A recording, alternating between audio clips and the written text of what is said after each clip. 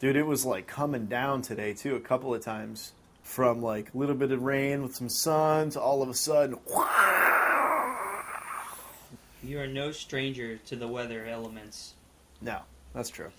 I guess You let's, into it? we'll get our umbrella on and our ponchos and get through the rain and we can kick this bad boy off. It's the podcast that'll link eardrums to drumsticks to taste buds. A delicious dose of music fused with food, with plenty of tangents to go around. It's time for some music and grill with the feng shui foodies, Caleb, and Talliers and Pow, the Pals of Chow. Welcome to the mood for food. Your finger licking good. Yes. Thank you. Back again, ladies and gentlemen. Yeah, man. When today we're in the mood for drinks. For good drinks, like really good drinks. For some mind-altering substance. No. I mean, yes. No. Well. No.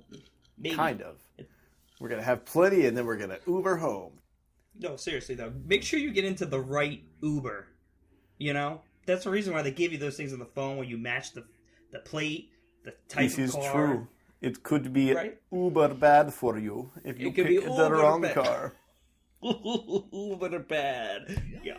Let me tell you about some cool tequilas that are, like, I personally think is good. Now, I know most people are like, tequila is too hard, and then they always have that thought of, like, one tequila, two tequila, three tequila, floor. Like, no. I mean, yes, no. There's a lot of really good tequilas out there, and for instance, like, Milagro is a really good beginner tequila to give to someone who's like, I don't really like tequila. I don't like tequila, but I'll have a margarita. Exactly, basically. But if you have, like, Milagros, not even neat, like, just with ice or water, one of my favorites, Cabo Wabo's right up there in that alley with the beginner tequilas. But some of my personal favorites would have to be Casamigras, and there was a Corazon. That's a really good type of tequila. Now, I like my tequilas or my margaritas spicy. I don't know why. I'm one of the weird people, but yeah. Tanteo, it is so good mixed with any jalapenos infused chilies that you want to like muddle inside your drink. Like, you know, I don't nice even like spicy. spice that much. I actually had a banging jalapeno margarita the other day when I was out in Del Rey. I was bar hopping. I was 8 drinks in. It was the last bar of the night, and I know it was delicious. I think it was Camino Real or something like that. It was the El Camino, and it was really good. They also had a cactus margarita too, which was okay. It wasn't as good as the jalapeno. It was just crazy coming from me because I don't like spice. And actually, our boy Bobby was making some spicy margaritas for some guests tonight. With he's using Ancho Reyes. Yeah, it's a jalapeno or a pepper liqueur, and it's got some kick to it, and it was pretty good, man. It was hot. It had some heat. Every time you order, you would like spit out. I want that El Camino. Tequila. Ancho Reyes. Yeah, another good tequila too that I've been seeing pop up. Like wait, stop. Here and there. Caleb, let me read your mind. It's starts with a C. Am I right? What? You do not have the crystal ball in front of you. Well, you also weren't like at the liquor store with me. Usually we would be there together. But it's called Altos. Altos. It's on my list. So Is yes, it? Oh, you beat me. see, yes, it should be at the top of the list. It's right up there. That's also a good beginner tequila because it's not like super expensive, but it's got some really good flavor, and it's not overly like kick you in the testicles type of tequila. It's very smooth. I like getting kicked in the testicles. I'm going to keep my testicle kicking tequila here right now with Cornejo. That is a great one. I knew it. It is very good. Oh, that is very smooth. And it has a lot of peppery flavors to it. You can always go with Don Julio, Patron, 1800. I feel like that's 1800's more overrated. That's what I'm saying. It's more that's corporate. A good way to put it. It's corporated tequila. We were mentioning we're like really homegrown, like from the heart. Majority of the agave leaves actually are raised is in Oaxaca, Mexico. I think like 95% or some crazy number like that, where that's like the only spot, and it takes 7 to 15 years for it to actually grow. So like if you can't just one day wake up and be like, I'm going to start a tequila business. Like, nah, that shit has to be planned 7 years in advance. Like you can't just mess around. These aren't just potatoes that you find. You're like, you know what? These potatoes are going bad. Maybe we should use them to make vodka. Yeah, seriously. We've got nothing else. Fuck it. Tastes like shit. You have to infuse it with different flavors because it tastes so awful. But I'd have to agree with you. Anything like those really nice darker tequilas, those are really good for like sipping tequila.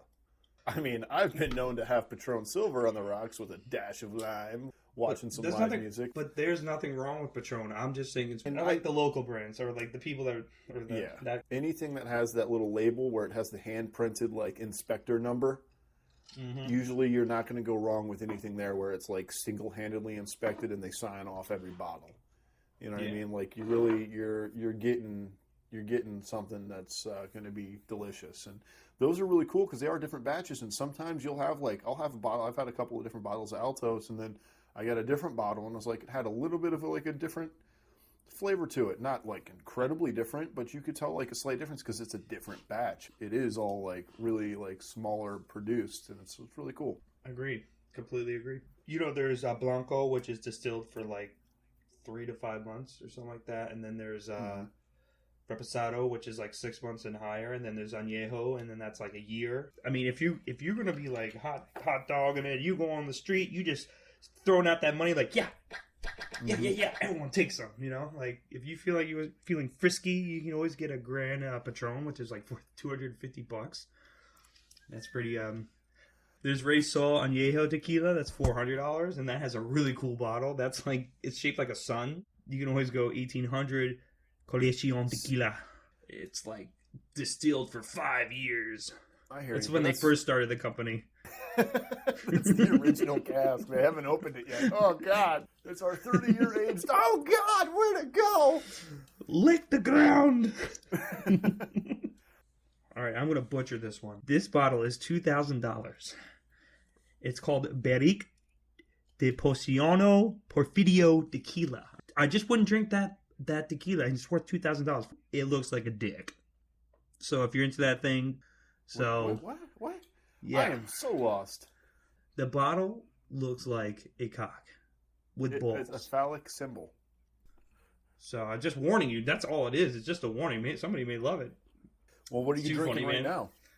I am drinking rum, sir. I don't have any tequila in the house right now. I drink it all. What can I say? I made a picture of beverages for the guys the other day, and we had some left over. So I am drinking a rum pineapple tequila mix. I'm using my Altos with a little bit of the pineapple rum, a little bit of pineapple juice, and a little bit of passion fruit juice, and it's delicious. I like spiced rum, definitely the most. I don't know if that's just because it's the most sugary. Because I like the spiced rum as well. You know this. We've had many a night drinking Captain and Coke. Captain is the man, but what is our favorite? What is our favorite? Mount Gay, man. That brought us onto the sandbar with Mount you, Gay will do that me, to you. Dylan, Tommy. Yeah. And we Making were just up the dumbest game in the world. This is the greatest game in the world. It's true. We're going to fill up this bottle with mostly rum. No, Hawaiian punch bottle. That yeah, huge but we dumped most of the liter. Hawaiian punch out. It was basically a bottle of Mount Gay. Just throw it into the ocean, and you let the waves bring it back to you, and you take a swig, and you throw it back in the ocean, and the next guy gets it and drinks it, and you just sit there until it's done. And then you spend a good 3 hours at the beach, and you're ready for a nap. Mount Gay, I fell in love with when I was in the islands. And where was I? In Jamaica. And then you brought back all this Mount Gay in your suitcase. It wasn't even that was the Mount Gay. That was the sugarcane brandy, which doesn't even exist anymore. And that was the greatest thing I've ever had. And I'm very disappointed that I can't find that anymore. I can't find it anywhere. But Mount Gay, if you hear me, I pray to the gods of Mount Gay to make some more sugarcane brandy, because goodness gracious, if anything made Caleb go, that was it. And then, you know what's really funny is we never even talked about your bartending at the wedding. Oh, what a shit show that was. Yeah, so I go to the wedding. I'm at a campsite at 6:30 in the morning, so that means I'm up at 5 a.m. with an infant. So I'm up at 5 in the morning. I get to a campsite because I work for the Boy Scouts. Because I was like, sorry guys, I gotta go. I have to go to a wedding. So I took off. I'm fucking covered in dirt and shit, and I go to these people's house. I'm like, hey, I'm Tally. I'm the bartender. Carrie's my wife, and they're like, I was just rolling the pig pen for a minute. yeah, I just need a bathroom. I just need to cleanse, I need to, do my hair. And they're like, that's all you need to do? I was like, you know what I meant. You know what I meant, bitch. No, but so I clean up, go outside, and I meet the mom again. She's like, who are you? I was like, I'm the bartender. And you were worried, And she goes, okay. And she goes, okay. And I'm like, just show me to the fruits, and then I'll take care of everything after that.